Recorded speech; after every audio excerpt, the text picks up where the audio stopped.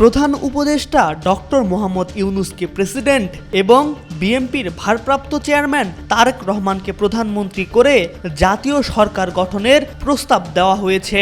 একই সাথে জাতীয় সরকারে কোন রাজনৈতিক দলের কত শতাংশ প্রতিনিধি থাকবে তারও একটি রূপরেখা তুলে ধরা হয়েছে।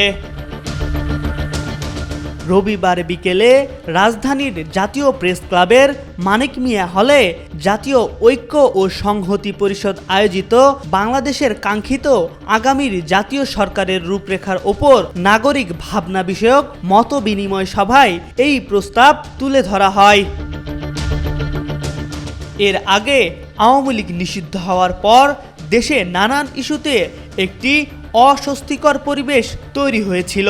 সে সময় বিরক্ত হয়ে পদত্যাগের কথা বলেছিলেন প্রধান উপদেষ্টা ডক্টর ইউনূস। এরপর হঠাৎ করেই জনমনে ছড়িয়ে পড়ে আশঙ্কা। তবে সব আশঙ্কার কালো মেঘ সরিয়ে দিয়ে দায়িত্বে থাকছেন তিনি।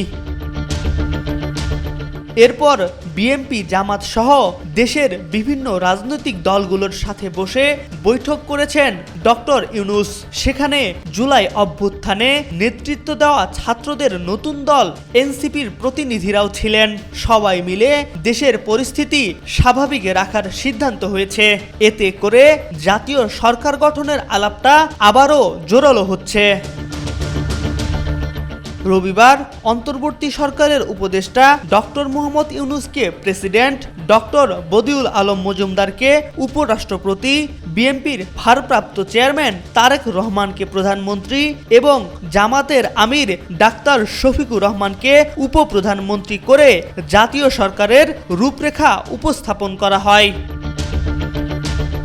এছাড়া উপদেষ্টাদের দায়িত্ব পুনঃবণ্টন ও নতুন মন্ত্রিসভায় অন্তর্ভুক্ত হবেন যারা, তারা শুধুমাত্র প্রতিমন্ত্রী ও উপমন্ত্রী পদে নিযুক্ত হবেন।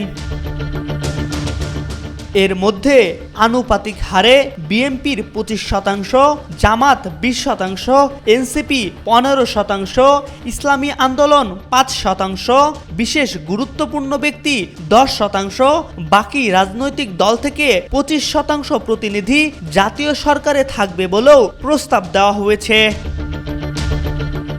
তবে জাতীয় সরকার আদৌ গঠন হবে কিনা এই নিয়ে রাজনৈতিক দল কিংবা অন্তর্বর্তী সরকার থেকে কোনো বক্তব্য আসেনি।